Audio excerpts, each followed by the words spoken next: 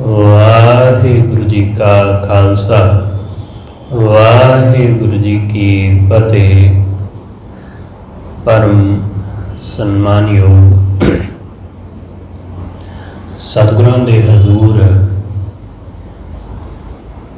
जुड़ मिल बैठे रब रूप गुरमुख सत्संगी जन,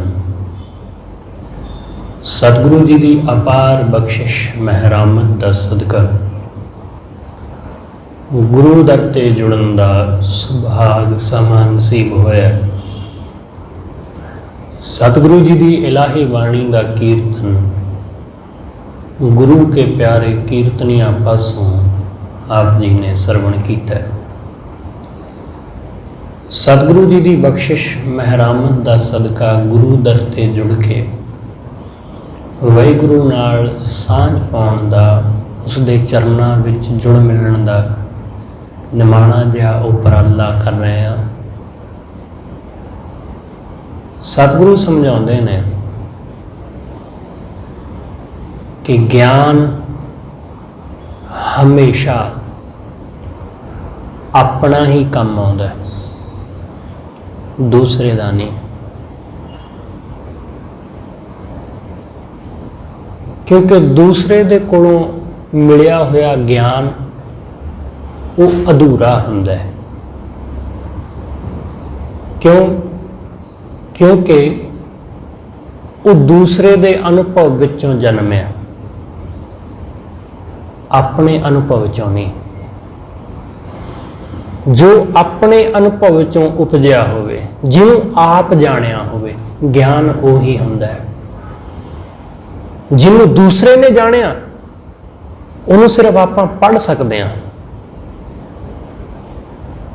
उन्होंने पढ़ सकते हैं, उहदे तो थोड़ी बहुत सेध लै सकते हैं, पर जद तक ओहो जी घालना, ओहो जी साधना खुद नहीं साधते, तदों तक वो ज्ञान अपना नहीं हुंदा, वो अपना नहीं बनता।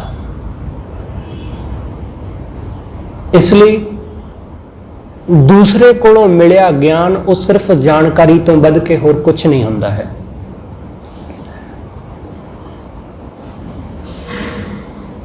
बिल्कुल ऐसा है कि जिवें कोई बंदा किसी दूसरे दियां अखां नाल देखण दी कोशिश करे, दूसरे दियां अखां नाल कदे देखिया नहीं जा सकता। एक बार ऐसा होया कि एक आदमी जिहदी उम्र 65-70 साल के करीब है, एक घटना वापरी, एक्सीडेंट हो गया कोई, तो उहदियां दोनों अखां चलियां गईयां, दोनों अखां चलियां गईयां। डॉक्टरां ने कहा कि तुहाडा इलाज हो सकता है पर खर्चा बहुत आएगा। पुछया किन्ना कुछ खर्चा? वो कहंदे जी कोई 25-30 लाख रुपया खर्चा आ जाएगा, जे तुसीं कर सकते हो इन्ने पैसों का अरेंज, तो तुहाडा इलाज शुरू कर दिंदे आ। उस आदमी ने सोचा विचारिया, अपने परिवार नाल सलाह की। परिवार ने कहा कि कोई गल नहीं, आप अरेंज कर लेने, पैसे का बंदोबस्त कर लेने। पर उस आदमी ने कहा नहीं, हुण मैं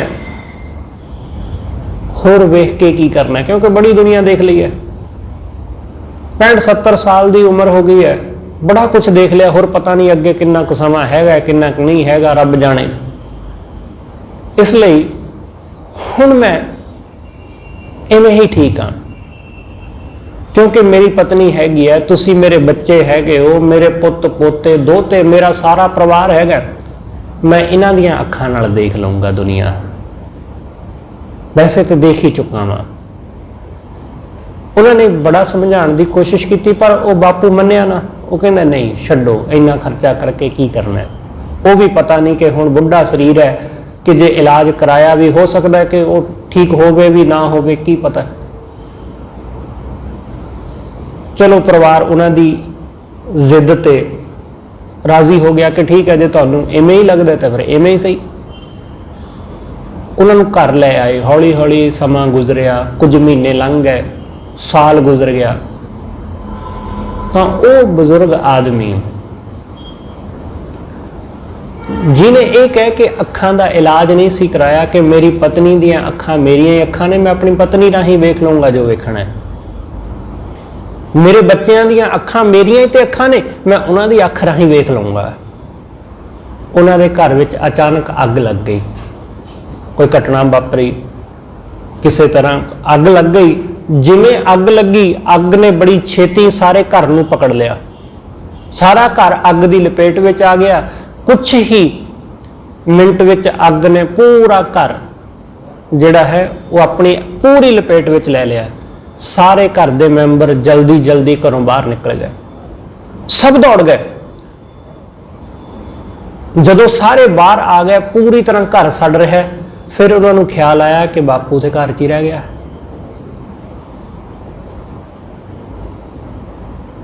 ਕਿ ਸਾਡਾ ਬਾਪ ਤੇ ਘਰ ਵਿੱਚ ਰਹਿ ਗਿਆ, ਹੁਣ ਘਰ ਦੇ ਅੰਦਰ ਜਾ ਵੀ ਨਹੀਂ ਸਕਦੇ ਕਿਉਂਕਿ ਘਰ ਪੂਰੀ ਤਰ੍ਹਾਂ ਭਾਂਬੜ ਮਚ ਰਿਹਾ ਹੈ,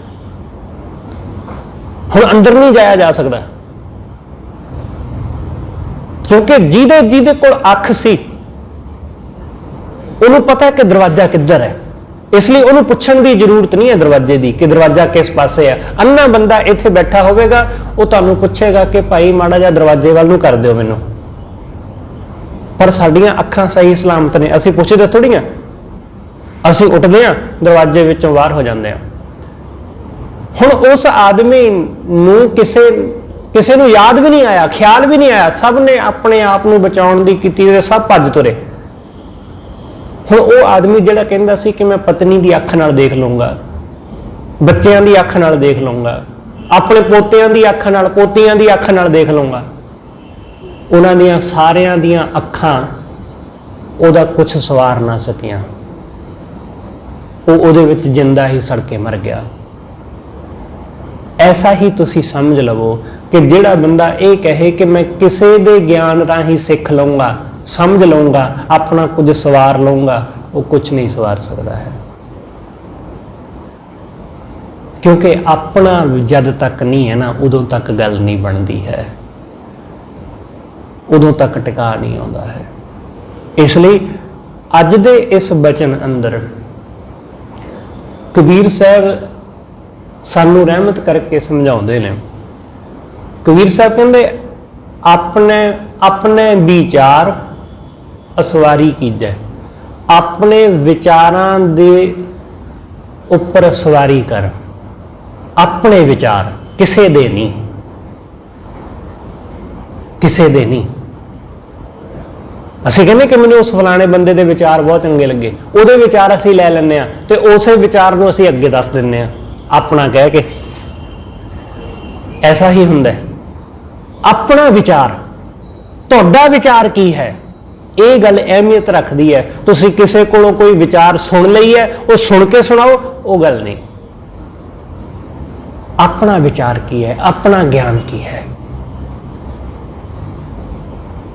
ਇਸ ਲਈ ਆਪਣੇ ਵਿਚਾਰ ਦੀ ਅਹਿਮੀਅਤ ਹੈ, ਦੂਸਰੇ ਦੇ ਨਹੀਂ। ਦੂਸਰੇ ਦਾ ਵਿਚਾਰ ਭਾਵੇਂ 100 ਗੁਣਾ ਚੰਗਾ ਹੋਵੇ, ਪਰ ਉਹ ਤੁਹਾਡਾ ਨਹੀਂ ਹੋ ਸਕਦਾ ਜਦ ਤੱਕ ਤੁਸੀਂ ਉਸ ਨੂੰ ਜਾਣਦੇ ਨਹੀਂ ਹੋ, ਜਦ ਤੱਕ ਤੁਸੀਂ ਉਸ ਨੂੰ ਪੂਰੀ ਤਰ੍ਹਾਂ ਆਪਣੇ ਜੀਵਨ ਵਿੱਚ ਵਸਾ ਨਹੀਂ ਲੈਂਦੇ, ਸਮਝ ਨਹੀਂ ਲੈਂਦੇ, ਉਦੋਂ ਤੱਕ। ਇਸ ਕਰਕੇ ਕਬੀਰ ਸਾਹਿਬ ਕਹਿੰਦੇ ਆਪਣੇ ਵਿਚਾਰਾਂ ਦੀ ਸਵਾਰੀ ਕਰ, ਆਪਣੇ ਵਿਚਾਰ ਅਸਵਾਰੀ ਕੀਜੈ। ਆਪਣਾ ਵਿਚਾਰ ਕੁਛ ਵੀ ਹੋਵੇ, ਆਪਾਂ ਕਹਿੰਦੇ ਆ ਨਾ ਕਿ ਘਰ ਵੀ ਹੋਵੇ ਤੇ ਆਪਣਾ ਹੋਵੇ, ਭਾਵੇਂ ਇੱਕ ਕਮਰਾ ਹੀ ਹੋਵੇ, ਉਹਦੇ ਵਿੱਚ ਸੁੱਖ ਹੈ। ਭਾਵੇਂ ਕੋਈ ਗੱਲ ਨਹੀਂ, ਕੱਖਾਂ ਦੀ ਕੁੱਲੀ ਹੋਵੇ ਪਰ ਆਪਣੀ ਹੋਵੇ। ਪਰ ਵਿਚਾਰਾਂ ਦੇ ਮਾਮਲੇ ਵਿੱਚ ਨਹੀਂ। ਲੋਕ ਕਹਿੰਦੇ ਜੀ ਠੀਕ ਹੈ, ਉਧਰੋਂ ਸੁਣ ਲਿਆ, ਉਧਰੋਂ ਸੁਣ ਲਿਆ, ਇਧਰੋਂ ਸੁਣ ਲਿਆ, ਉਹਨਾਂ ਸਾਰਿਆਂ ਨੂੰ ਇਕੱਠੇ ਕਰਕੇ ਅਸੀਂ ਆਪਣਾ ਬਣਾ ਲਿਆ। ਇਹ ਵਿਚਾਰਾਂ ਥੋੜੀ, ਇਹ ਆਪਣੇ ਵਿਚਾਰ ਥੋੜੀ ਨਾ ਹੁੰਦੇ ਨੇ। ਇਸ ਨੂੰ ਆਪਣਾ ਵਿਚਾਰ ਨਹੀਂ ਕਹਿੰਦੇ। ਆਪਣੇ ਵਿਚਾਰ ਵਾਸਤੇ ਮਿਹਨਤ ਕਰਨੀ ਪੈਂਦੀ ਹੈ, ਖੋਜਣਾ ਪੈਂਦਾ ਹੈ ਆਤਮ ਨੂੰ। ਜਿਵੇਂ ਬਹੁਤ ਸਾਰੇ ਵਿਦਵਾਨ ਨੇ ਅੱਜ ਕੱਲ੍ਹ, ਤੇ ਬੜੇ ਐਸੇ ਵਿਦਵਾਨ ਨੇ, ਉਹ 50-60 किताबां इकट्ठियां कर लियां, उन्हां सारियां किताबां नूं फोल के उन्हां विचों कुछ लैके वो अपनी किताब छाप दिंदे ने, लो जी मेरी किताब हो गई। उन्होंने नहीं कहा जा सकता अपना। एक ऐसा विद्वान है जिहड़ा कोई इतिहास की किताब वो वख-वख थाहां ते जाके खोजदा है, उन्हां थाहां ते जांदा है जिथे जिथे कोई इतिहासक घटना वापरी है, उत्थों खोज के चंगी तरह जान के उत्थों के लोगों को जान के फिर उहदे संबंध विच इतिहासकारां ने की लिखिया है, पुरातन ग्रंथां विच की लिखिया है, उहदे आधार ते जिहड़ा लिखदा है उहनूं कहांगे हाँ इस बंदे दी अपनी है, क्योंकि उन्हें खोजिया फिर उन्हें किताब लिखी, ये उहदी अपनी हुई। जिन्हें बस इधरों दूसरे विद्वान दे कुछ अखर लिख लै, कोई दूसरे दे लिख लै, किसी दी कुछ गल लिख ली, चलो अपनी किताब छाप दी। अजकल ये काम चलता है क्योंकि बड़ा सौखा है, ये कितने जाने की जरूरत थोड़ी ना, किताबां तो मिल जांदियां, ग्रंथ तो मिल जाते हैं, घरे बैठे भी मिल जाते हैं, ऑनलाइन मंगवा लो, बहुता मुशक्कत वाला काम नहीं। पर जदों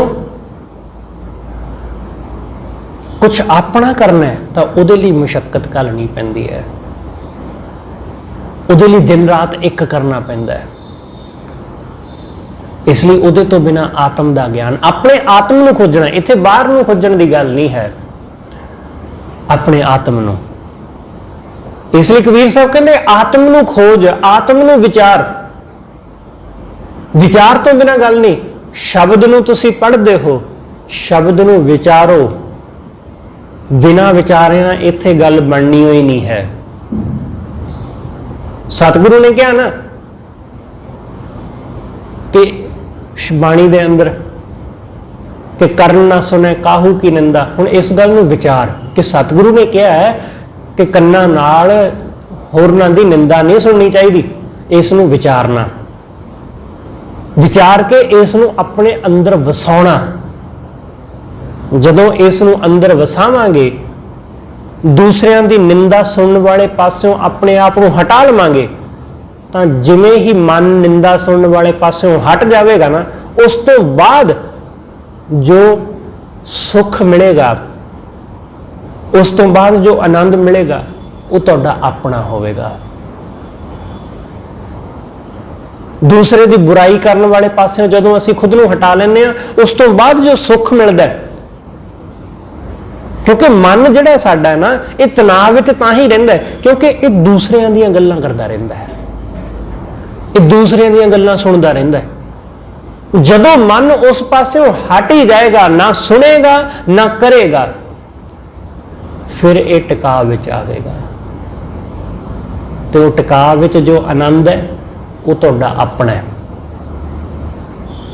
वो जिहड़ा विचार है ना, फिर तुसीं जदों किसी नूं कहोगे कि भाई निंदा विच कोई रस नहीं है, निंदा बेकार है, ये नहीं सुननी चाहिए तो नहीं करनी चाहिए, फिर तुहाडी गल विच दम होवेगा, क्योंकि वो तुहाडे जीवन का हुण हिस्सा हो गया है, वो जीवन का एक अंग हो गया। इस करके अपना विचार, अपना विचार देखो कि अपना विचार की है। असीं आले दुआले नूं देखते हैं, असीं जो कुछ देखते हैं टीवी ते, जो कुछ देखते हैं सोशल मीडिया ते, असीं ओनूं देख के विचार बना लैंदे आ, जां असीं उहदे मुताबिक ही चल पैंदे आ। ख्याल रखना कि बहुते लोग भीड़ मगर ही चलते हैं, बिना विचारिया बिना समझिया लोग अगाह तो अगाह चीज़ों को शेयर करते रहते हैं, समझते नहीं कि इहदे विच है की है, विचारते ही नहीं कि यह सच भी है या नहीं, बस अगे तो अगे फॉरवर्ड करते रहते हैं, क्योंकि विचार की समझ समर्था ही नहीं बंदे दे कोल। मीडिया ने खास करके न्यूज़ चैनलों ने बंदे नूं विचारण जोगा छड्डिया ही नहीं, उन्होंने समझण जोगा छड्डिया ही नहीं, बस उन्होंने जो कह दिता जाता है लोग वो जा मन लेंदे ने। मन विच वो जो जहर भर दी गई ना कि हिंदू मुसलमान दी, वो जो जहर भर दी गई है वो हुण निकलदी नहीं, वो जहर हुण किसी ना किसी झगड़े के रूप में निकलेगी, क्योंकि लोगों को अपनी विचार समर्था नहीं रही। जो कुछ मीडिया में दिखा दिता गया, लोग कहते हैं यही सच है, ये जी मुसलमान साडा दुश्मन है जां आ हिंदू साडा दुश्मन है। जो ये जहर भर दी गई, लोग बिना विचारे इस गल नूं समझ लेंदे कि हाँ बिल्कुल ऐसा ही है, बिना अपना दिमाग इस्तेमाल किए। इस करके सतगुरु कहते जब तक अपना विचार नहीं ना, उदों तक कुछ नहीं हो सकता है। इसलिए अपने विचार की सवारी कर, अपने विचार ते जिहड़ा बंदा तुरदा है वह सफल हुंदा जे, उही जीवन दे विच सुख माणदा जे। दूसरियां दीयां गल्लां ते तुरन वाला बंदा कदे सुखी नहीं हुंदा, दूसरियां दे मगर लग के तुरन वाला बंदा सुखी नहीं हुंदा। सुख हासिल करने लई आप ही कुछ ना कुछ यतन करना पैंदा है, किसी दे मगर लग के सुख नहीं मिलता। अपने विचार असवारी कीजै, सहज कै पावड़ै पग धर लीजै। ये जिहड़ा मन रूपी घोड़ा है, इस मन रूपी घोड़े ते अपने विचारां दी सवारी कर, ना कि दूसरे दे विचार मन दे उत्ते हावी होण। सहज सहज कै पावड़ै, सहज दी रकाब, सहज मतलब टिका, कि सहज दे विच अपना पैर धर। सहज कै पावड़े पग धर लीजै। सतगुरु कहंदे सहज विच टिक, कि तेरा पैर डगमगाए ना, तेरा पैर डोले ना। डोलदे असीं कदों आ? असीं उदों डोलदे आ जदों असीं सच तो वाकफ ना होइए, जदों असीं असलीयत तो जाणू ना होइए, उदों डोलदे आ। जदों असलीयत दा पता है उदों असीं डोलदे नहीं। जदों पता लग जाए ना कि ये पैसा चाहे जिन्ना मर्जी मिल जाए, इहदे नाल सुख नहीं मिलना, फिर लखां करोड़ां दा लालच भी तुहानूं डुला नहीं सकेगा, फिर कुछ भी डुला नहीं सकता। क्योंकि जदों पता है कि इहदे विच सुख नहीं है, चाहे जो मर्जी हो जाए, जिन्ना मर्जी दौलत धन मिल जाए, इहदे विच सुख नहीं मिलता, फिर तुहानूं डुला नहीं सकेगा, लालच तुहानूं डुला नहीं सकता है। जदों तक वाकफ नहीं, जदों तक साडे कोल अपना विचार नहीं, उदों तक असीं डोलांगे डोलांगे। उदों तक सानू निक्की जी चीज भी डुला सकती है, 5-10 रुपए का नोट भी सानू डुला सकता है, क्योंकि असीं जानू नहीं, वाकफ नहीं है सच तो।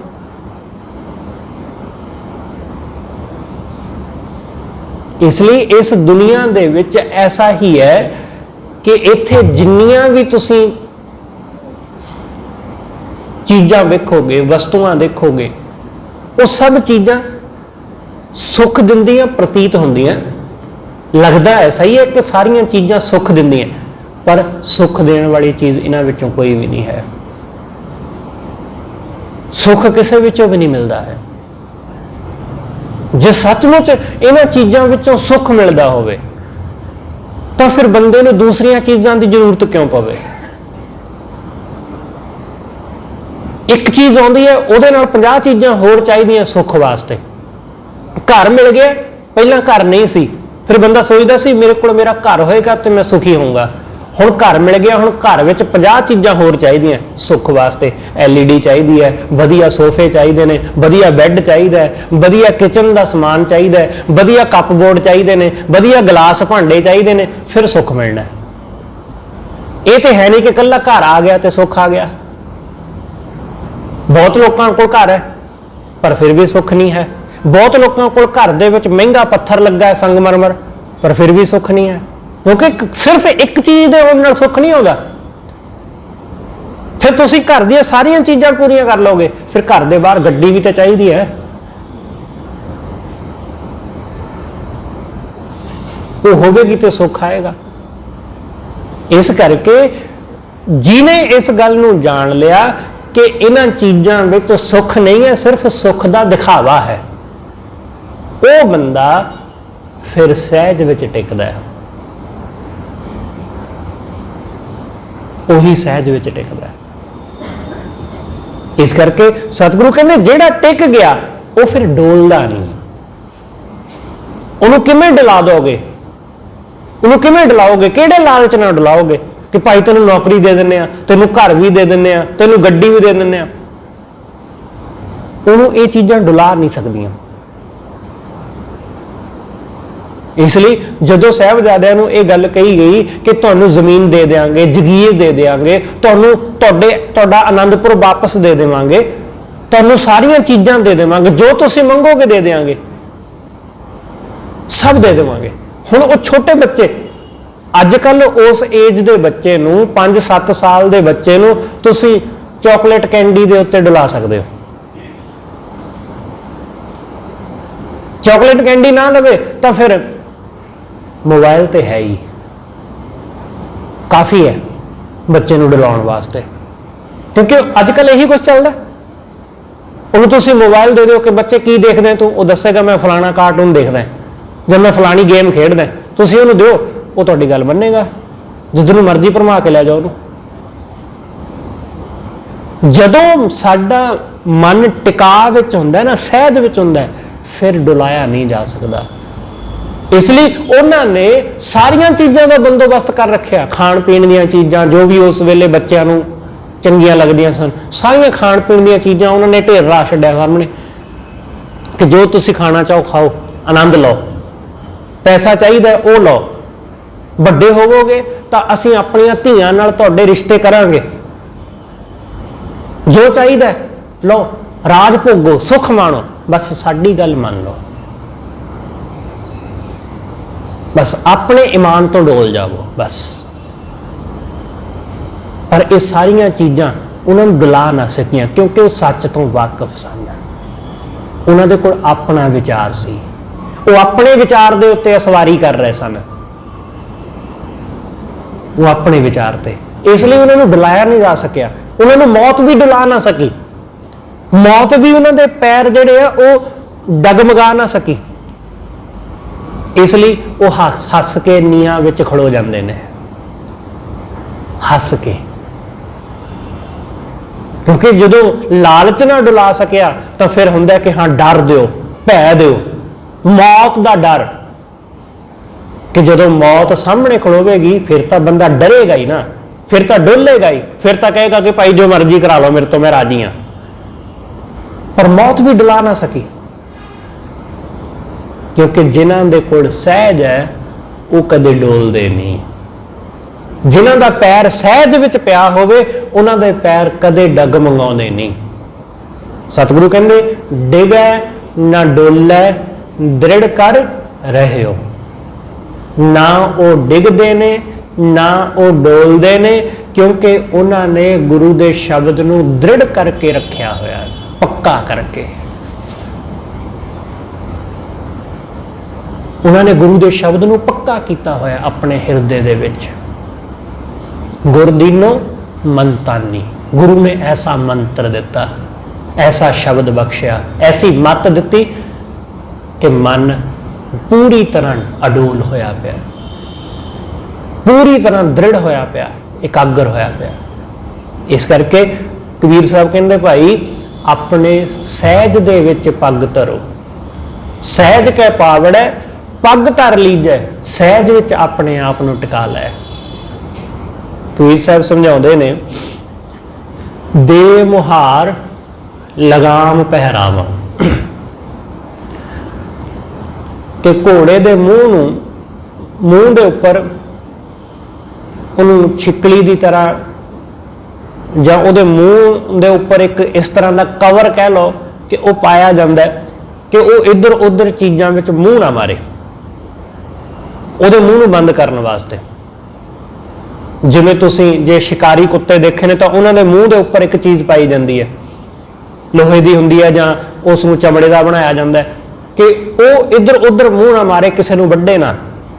ਇਸੇ ਤਰ੍ਹਾਂ ਪਸ਼ੂਆਂ ਦੇ ਹੋਰ ਜਿਵੇਂ ਜਦੋਂ ਬਲਦਾਂ ਨੂੰ ਜ਼ਮੀਨ ਦੇ ਵਿੱਚ ਹਲ ਵਾਹੁਣ ਲਈ ਵਰਤਿਆ ਜਾਂਦਾ ਸੀ ਕਿ ਉਹ ਇੱਧਰ ਉੱਧਰ ਹੋਰ ਫਸਲਾਂ ਵੱਲ ਮੂੰਹ ਨਾ ਮਾਰਨ, ਉਹਨਾਂ ਦੇ ਮੂੰਹ ਦੇ ਉੱਪਰ ਇੱਕ ਕਵਰ ਜਿਹਾ ਚੜਾ ਦਿੱਤਾ ਜਾਂਦਾ ਸੀ, ਉਹਨੂੰ ਸ਼ਿਕਲੀ ਕਹਿੰਦੇ ਸਨ, ਉਹਦੇ ਮੂੰਹ ਤੇ ਪਾ ਦਿੱਤੀ ਜਾਂਦੀ ਸੀ ਤੇ ਫਿਰ ਉਹ ਸਿੱਧਾ ਖੇਤ ਵਿੱਚ ਹਲ ਵਾਹੁੰਦਾ ਸੀ, ਇੱਧਰ ਉੱਧਰ ਨਹੀਂ ਸੀ ਫਿਰ ਉਹ ਮੂੰਹ ਮਾਰਦਾ, ਕਿਉਂਕਿ ਉਹ ਖਾ ਨਹੀਂ ਸਕਦਾ, ਉਹਦੇ ਮੂੰਹ ਦੇ ਉੱਤੇ ਇੱਕ ਕਵਰ ਚੜਾ ਦਿੱਤਾ ਗਿਆ। बस कुछ ऐसा ही ਮੁਹਾਰ ਉਸ ਨੂੰ ਕਹਿੰਦੇ ਨੇ। ਕਬੀਰ ਸਾਹਿਬ ਕਹਿੰਦੇ ਨੇ ਕਿ ਇਹ ਮਨ ਹੈ ਘੋੜਾ, ਤੇ ਇਸ ਮਨ ਰੂਪੀ ਘੋੜੇ ਦੇ ਮੂੰਹ ਤੇ ਮੁਹਾਰ ਦਿਓ, ਦੇ ਮੁਹਾਰ, ਕਿ ਇਹ ਮਨ ਜਿਹੜਾ ਇੱਧਰ ਉੱਧਰ ਭਟਕਦਾ ਫਿਰਦਾ ਨਾ, ਇੱਧਰ ਉੱਧਰ ਮੂੰਹ ਮਾਰਦਾ ਫਿਰਦਾ, ਇੱਧਰ ਉੱਧਰ ਨਾ ਜਾਵੇ ਇਹ ਮਨ, ਇਸ ਲਈ ਇਹਨੂੰ ਮੁਹਾਰ ਦਿਓ, ਇਹਦਾ ਮੂੰਹ ਮੋੜੋ। ਇਹਨੂੰ ਮੂੰਹ ਮੋੜਨ ਦਾ ਇਹੀ ਤਰੀਕਾ ਹੈ ਕਿ ਇਹਦੇ ਉੱਤੇ ਕਵਰ ਪਾ ਦਿਓ ਕਿ ਇਹ ਦੇਖੇ ਸਭ ਕੁਝ, ਪਰ ਉਹਨਾਂ ਨੂੰ ਹਾਸਲ ਨਾ ਕਰ ਸਕੇ, ਉਹਨਾਂ ਵੱਲ ਦੌੜ ਨਾ ਸਕੇ, ਇਹਦੀ ਦੌੜ ਮਿਟੇ। ਜਦੋਂ ਇਹ ਬੇਬਸ ਹੋ ਗਿਆ ਕਿ ਮੈਂ ਉਸ ਨੂੰ ਹਾਸਲ ਨਹੀਂ ਕਰ ਸਕਦਾ, ਉਹਨੂੰ ਨਹੀਂ ਪ੍ਰਾਪਤ ਕਰ ਸਕਦਾ, ਤਾਂ ਫਿਰ ਟਿਕ ਜਾਏਗਾ ਇਹ। ਜਿਵੇਂ ਉਹ ਜਾਨਵਰ ਜਦੋਂ ਉਹਦੇ ਮੂੰਹ ਨੂੰ ਬੰਦ ਕੀਤਾ ਗਿਆ ਹੈ ਤਾਂ ਫਿਰ ਉਹ ਸਮਝ ਜਾਂਦਾ ਹੈ ਕਿ ਹੁਣ ਮੈਂ ਚਾਹੇ ਜਿੰਨੀ ਮਰਜ਼ੀ ਕੋਸ਼ਿਸ਼ ਕਰਾਂ, ਮੈਂ ਇਸ ਚੀਜ਼ ਨੂੰ ਖਾ ਨਹੀਂ ਸਕਦਾ, ਕਿਉਂਕਿ ਮੂੰਹ ਦੇ ਉੱਤੇ ਕਵਰ ਪਾ ਦਿੱਤਾ ਗਿਆ ਹੈ, ਮੂੰਹ ਨੂੰ ਬੰਦ ਕਰ ਦਿੱਤਾ ਗਿਆ, ਇਸ ਲਈ ਉਹ ਉਸ ਚੀਜ਼ ਨੂੰ ਹਾਸਲ ਨਹੀਂ ਕਰ ਸਕਦਾ। ਇਸ ਕਰਕੇ ਉਹ ਫਿਰ ਸਿੱਧਾ ਸਿੱਧਾ ਆਪਣੇ ਕੰਮ ਤੇ ਧਿਆਨ ਦਿੰਦਾ ਹੈ ਤੇ ਉਹ ਖੇਤ ਵਿੱਚ ਹਲ ਵਾਹੀ ਜਾਂਦਾ ਹੈ, ਘੋੜਾ ਸਿੱਧਾ ਸਿੱਧਾ ਤੁਰਿਆ ਜਾਂਦਾ। ਇਸੇ ਤਰ੍ਹਾਂ ਇਸ ਮਨ ਨੂੰ, ਜਦੋਂ ਮਨ ਨੂੰ ਮੁਹਾਰ ਪਾ ਦਿੱਤੀ ਜਾਂਦੀ ਹੈ ਤਾਂ ਇਹ ਮਨ ਫਿਰ ਮਾਇਆ ਵੱਲ ਨੂੰ ਦੌੜਦਾ ਨਹੀਂ, ਇਹ ਮਨ ਫਿਰ ਇੱਧਰ ਉੱਧਰ ਭੱਜਦਾ ਨਹੀਂ, ਇਹ ਰੂਪ ਮਗਰ ਨਹੀਂ ਦੌੜਦਾ, ਇਹ ਦੌਲਤ ਮਗਰ ਨਹੀਂ ਦੌੜਦਾ, ਇਹ ਵਾਸ਼ਨਾਵਾਂ ਮਗਰ ਨਹੀਂ ਦੌੜਦਾ, ਕਿਉਂਕਿ ਕਰੇਗਾ ਕੀ ਦੌੜ ਕੇ? ਹਾਸਲ ਕੁਛ ਹੋਣਾ ਹੀ ਨਹੀਂ, ਪ੍ਰਾਪਤੀ ਕੁਛ ਹੋਣੀ ਹੀ ਨਹੀਂ। बिल्कुल ऐसा ही है कि मन जो भी हासिल करता है उसनू हासिल करके फिर भी कुछ हासिल नहीं होता, क्योंकि मन तो उस चीज़ों का भोग ही नहीं कर सकता ना कदे। मन ना कपड़ा पहन सकता है, पर मन चाहता है कि फलाने ब्रांड का कपड़ा होवे। मन ना चीज़ों का कदे चीज़ां खा सकता है, पर मन चाहता है कि फलानी चीज़ खानी है, जबकि मन खा ही नहीं सकता है। मन चाहता है कि फलानी गड्डी होनी चाहिए मेरे को, जबकि मन नूं किसी थां जाण वास्ते गड्डी की लोड़ ही नहीं पैंदी। असीं इत्थे बैठे हाँ, मन ते किते होर उडारी मार के आ भी गया। इस करके मन नूं इन्हां चीज़ां की जरूरत नहीं, पर जदों मन नूं मुहार पा दित्ती जाती है तो फिर ये मन टिकदा है, फिर नहीं दौड़दा। जदों इहनूं समझ पता लग गया कि बेबस है, कुछ नहीं कर सकता। दे मुहार लगाम पहरावो, मुहार पाई जाती तो दूसरी लगाम, तो उसनू किधर नू जाना है किधर नू नहीं जाना, कित्थे रुकना है कित्थे नहीं रुकना, ये लगाम का काम है। लगाम पा दी गई तो फिर वो बस विच हुंदा है, काबू विच आउंदा है घोड़ा। घोड़े नू छेती किते लगाम पाउणी ते मुहार पाउणी इन्नी आसान नहीं है, बड़ी मुशक्कत लगती है। इसलिए अड़ियल घोड़ा काबू करना बड़ा औखा होंदा है। ये मन बड़ा अड़ियल है, इनू काबू करना बड़ा कठिन है, बड़ा औखा है। इस करके कबीर साहब कहते इस मन नू दे मुहार लगाम पहरावों, इस नू मैं ये लगाम कि माया वाले पासेओं ये ना भज्जे, माया वाले पासे ना जावे, इसलिए इस नू मुहार पाई है अते इस नू लगाम दिती है। इनू लगाम पा दी। सगल तो जीन, जीन मतलब होंगे काठी, घोड़े के उपर जी काठी पाते उन्होंने जीन कहते हैं। सगल तो जीन, सगल तो जीन मतलब कि ये सारा संसार, ये पूरा संसार, ये जहान, इसनू समझ के सारियां दे विच परमात्मा वसिया होया है, सारियां दे अंदर वो परमेश्वर ही है। उसनू घट घट विचों सगल विचों जान, यही है इस मन उपर काठी पाउणा। सगल तां जीन, सारियां दे विचों उस परमात्मा नू जानना, ये इस मन उपर काठी पाउणा है। ते जदों इस मन नू मुहार पा लई गई, इस मन नू लगाम ला दित्ती गई, इस मन दे उपर काठी पा लई, तां हुण इस मन दी सवारी हो सकदी है। हुण ऐसा है कि घोड़े की सवारी इवें होंदी है, उन्होंने लगाम पा ली जाती है, फिर उहदे ते काठी पाई जाती है, फिर वो सवारी करने दे योग है। हुण उहदे ते चढ़ो, सवार होवो ते घूमो, जिथे मर्जी जाना जाओ। कबीर साहब कहते सगल ता जीन सारी वनस्पति विचों, सारी धरती विचों, सब जीवां पशुआं पंछियां मनुखां विचों, कण कण विचों उस परमात्मा नूं जानना, यही इस मन दे उपर काठी पाउणा है। ते जदों ये मन दे उपर काठी पा लई गई घट घट विच जानण दी उस परमात्मा नूं, तदों गगन दौरावो, तदों ये मन गगन दे विच, धरती दे विच, हर थां ये मन फिर उडारियां मारदा फिरदा है। जदों ये काबू विच है, जदों ये कंट्रोल विच है, तदों ये मन उडारी मारदा है। सतगुरु कहंदे फिर इहदी असवारी अपने विचार असवारी कीजै, अपने विचार नाल, कि जिथे तुसी मन नूं लैके जाना चाहो मन उत्थे जावे। हुण उल्टा हो रहा है, हाले की हो रहा है, हाले मन सानू जिथे लैके जाना चाहुंदा है असीं उत्थे जांदे हां, असीं इत्थे बैठे हां, मन किते होर लै जांदा सानू, पता ही नहीं चलता कि कदों लै गया। इसलिए अपने विचार नाल असवारी करनी है, अपने ज्ञान नाल, ना कि मन मगर लग के। मन नूं अपने मगर लाउणा है, मन दे मगर नहीं लगना है। इस मन रूपी घोड़े दे मगर नहीं लगना, इहदी सवारी करनी है, इहनूं अपनी मर्जी नाल तोरना है। इसलिए अपने विचार सवारी कीजै। कबीर साहब कहंदे अपने विचारां नाल सवारी कर दी। जे ये मन दूसरे दे विचारां नाल सवारी करेगा तां ये मन माया विच ही उलझावेगा, माया वाले पासे ही लावेगा। इसलिए अपने विचार नाल सवारी कर, अपने विचार असवारी कीजै, सहज सहज कै पावड़ै पग धर लीजै। पावड़े मतलब रकाब, कि सहज दी रकाब विच अपने पैर नूं धर लै, कि बिल्कुल अडोल अवस्था विच, कि मन डोले ना, पैर डोले ना, सहज विच। सहज कै पावड़े पग धर लीजै, रहाओ चल रे बैकुंठ तुझे लै तारो। कबीर साहब कहंदे चल हुण मन, मन रूपी घोड़े हुण चल, तैनूं बैकुंठ दी सैर करा दियां। चल रे बैकुंठ तुझे लै तारो, तैनूं बैकुंठ तार तक लै जावां। जदों मन पूरी तरह साडे काबू विच हुंदा है, इहनूं फिर जिथे मर्जी लै जावो, वासना विच ले जाना है जां परमात्मा विच ले जाना है, पदार्थ विच ले जाना है जां परमार्थ विच, संसार विच जां निरंकार विच, ये बंदे दे अपने बस है।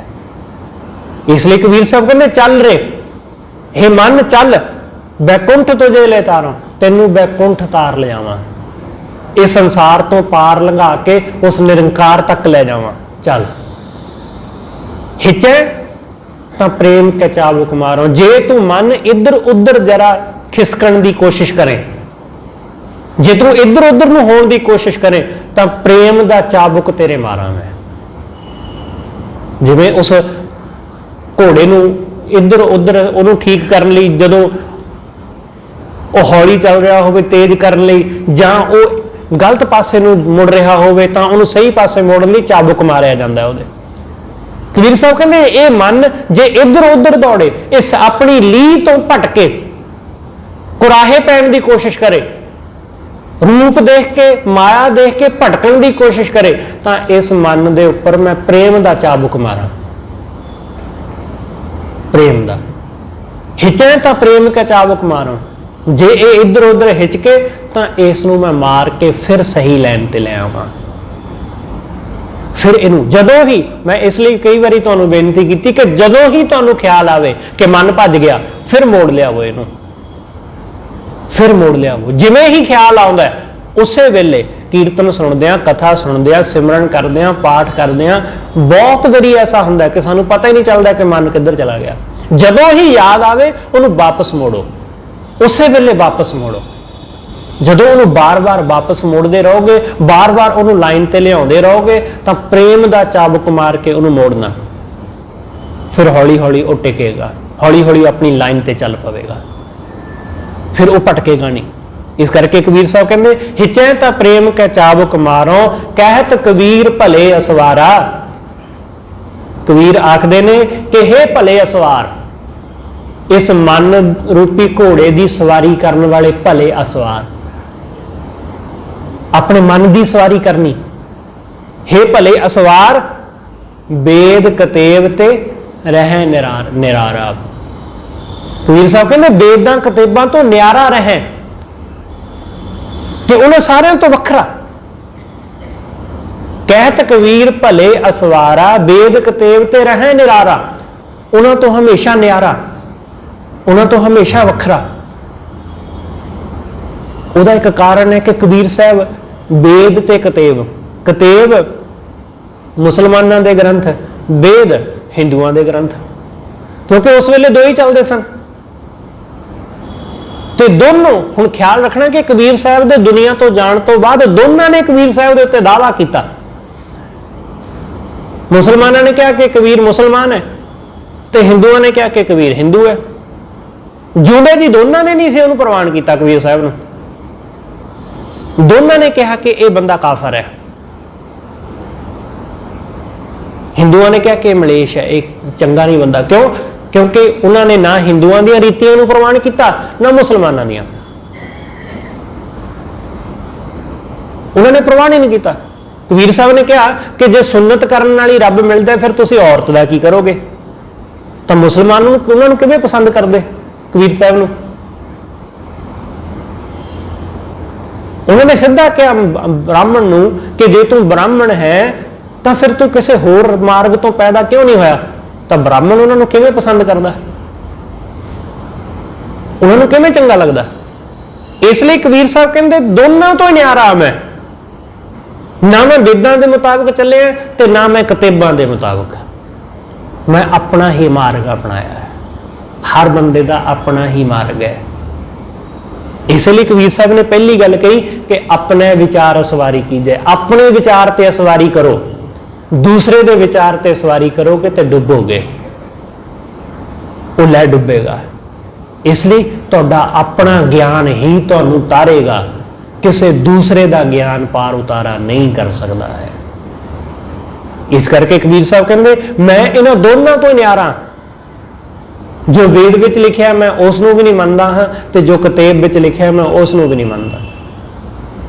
मैं अपना मार्ग अपनाया, सिंपल ते सादा। क्योंकि कबीर साहब बेशक बाद में उन्होंने हिंदुओं ने अपना लिया कि हिंदू सी, पर जिउंदे जी उन्होंने प्रवान नहीं किया। क्यों? क्योंकि वह शूद्र सी, नीच जात नाल संबंध रखते सी। बड़ी हैरानगी, कई बार हासा भी आता है कि की कीता है कबीर साहब के नाल, जब सारे भगतां दे नाल ऐसा ही किया गया। जिउंदे जी नहीं उन्होंने प्रवान किया, नीच कह के शूद्र कह के निंदिया गया। पर जदों वो दुनिया तो चले गए फिर उन्होंने भगत कह के पूजया गया कि बड़े पहुंचे हुए भगत सी जी। इत्थे साडे विचों सी, बाद विच लोग अपने नाल जोड़ लेंदे ने, ये तो जी साडे चों होए ने। ऐसा ही सब दे नाल कीता जांदा है। पर उन्हां दी गल्लां नूं नहीं मन्निया जांदा जो उन्होंने गल्लां कीतियां। जो उन्होंने कहा उन्होंने बिल्कुल वखरा सौखा मार्ग दिता। कबीर साहब कहते मैं दोनों तो न्यारा हाँ, ना मैं वेदां मगर तुरदा ना मैं कतेबां मगर तुरदा, मैं तो सिर्फ परमात्मा के नाम मगर चलदा। कल आप पढ़िया सी ना कबीर साहब का शब्द। कबीर साहब कहते मैं तो कहो कबीर मैं राम कह छुट्या, मैं तो सिर्फ रब का नाम लैके छुट्टिया। मैं इन्हां जंजालों के विच नहीं फसिया जिन्हां विच तुसीं फसे हुए हो। क्योंकि बेद की पुत्री सिमरत भाई सांकल जेवरी लै है आई, कि इन्होंने तो बंदे नूं जंजालों विच ही पाया, कर्मकांडां विच ही फसाया, ऊच नीच जात पात विच ही फसाया। इस करके मैं इन्हां दे मगर लगदा नहीं। इसलिए क्योंकि जे तुसीं किताब पढ़ोगे तो वह कहते हैं जी मुसलमान तो बिना बाकी सब काफर ने। जे तुसीं वेद नूं पढ़ोगे वह कहता जी सिर्फ इस नूं मनण वाले तो बिना बाकी सब बेकार ने, मलेश ने। तो फिर की करोगे? इसलिए कबीर साहब कहते मैं दोनों ही छड्ड दिते, मैं दोनों त्याग दिते, तो मैं वाहिगुरू के चरणों का आसरा लिया। सतगुरु रहमत करे आप सब अपने मन रूपी घोड़े के उपर अपने विचारों की सवारी करिए, ताकि ये मन विषया विकारां वाले पासे नूं ना दौड़े। मन दे मगर लगन की बजाय मन नूं अपने मगर लाइए, इहदी सवारी करिए। होइयां भुल्लां लिखेवां सतगुरु जी अते आप सर्वत संगत बख्शण योग, भुल्लां ना चितारदे होए आखो जी वाहिगुरू जी का खालसा ਵਾਹਿਗੁਰੂ ਜੀ ਕੀ ਫਤਿਹ।